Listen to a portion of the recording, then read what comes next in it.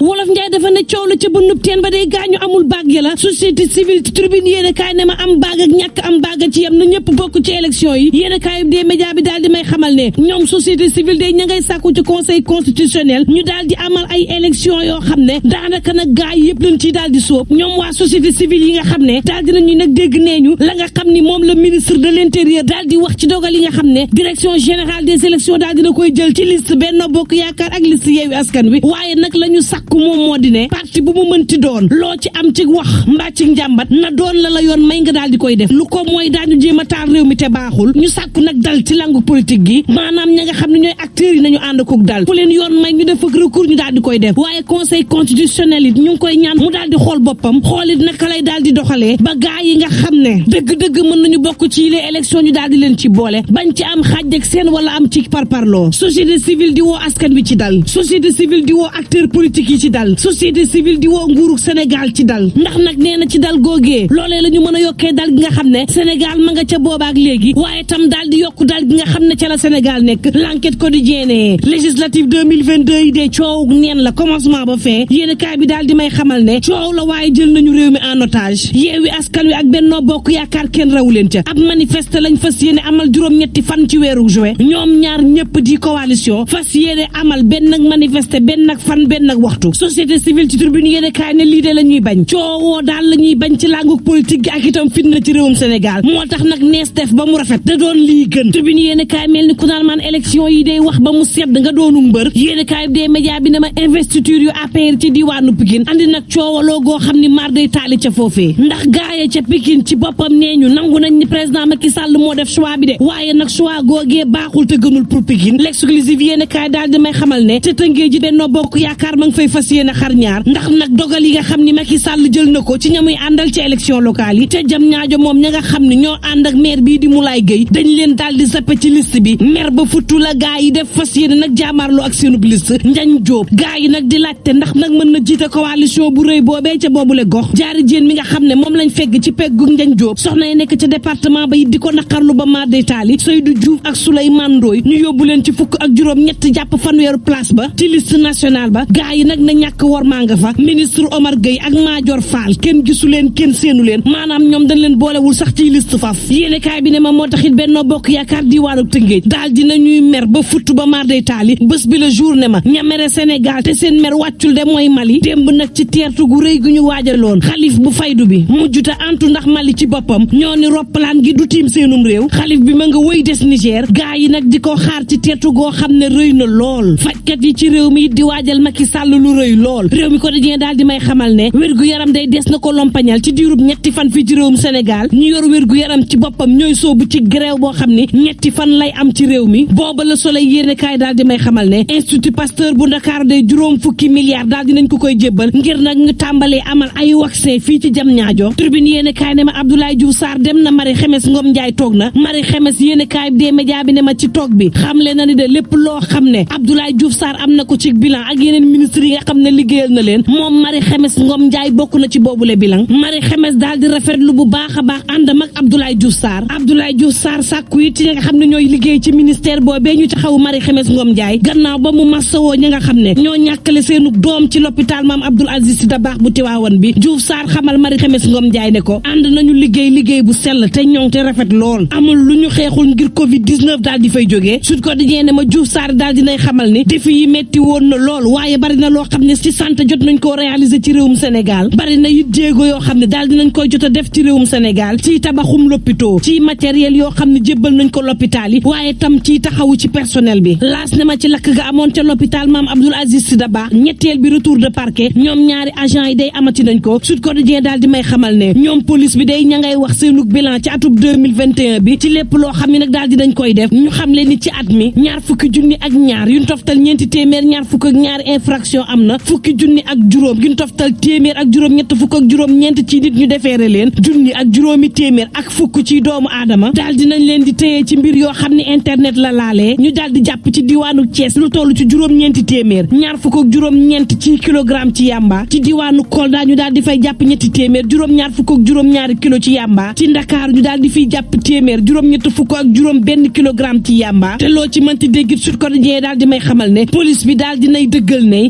ñaawteef gi day daal dinay wàññeeku ci réewum Sénégal te li fi jot a am téeméer boo jël juróom-ñeent fukk ak juróom-ñeent daal dinañ ci andi saafara. L'observateur ne ma loo ci mënti déggit Ndakaaru daal dinay jàbbaa jolle akub drogue waaye itam jàbbaa jolle akub arme yoo xam ne mar day taali las yéene kaay ne ma dinduk Afrique day lëndëm moo leen sonal juróomi téeméer ak juróom-ñaar fukki millions yi africain ñi ngi dund ci lëndëm. L'observateur ne ma ujaajug ren gii day bu taqul suuf dina ma jaaxal lool daanaka juróomi million la ñuy laaj ujaaji ngir ñu mën dem ca Màkka. Libération yéene kaay ne ma coowal astu soxna daal dinay dekkeeti borom këram ak yaayam déposé ci nañu beneenuk plainte xam leen ni doomam dafa sonn te taxawuñ ko moo waral mu ñàkk bakkanam ba ci gynéco bi daal dinañ koy porter plainte laas ne ma kaawteef gi kay ma nga am ca jàmm gën ab xale bu jigéen bu am juróom-ñaari at la ñu sàcc daal di koy séquestré dóor daal di koy séquestré dóor daal di koy séquestré dóor daal di koy séquestré dóor daal di koy séquestré dóor daal di koy séquestré dóor daal di koy séquestré. Yëral waay yëral xam nañu jotali yëral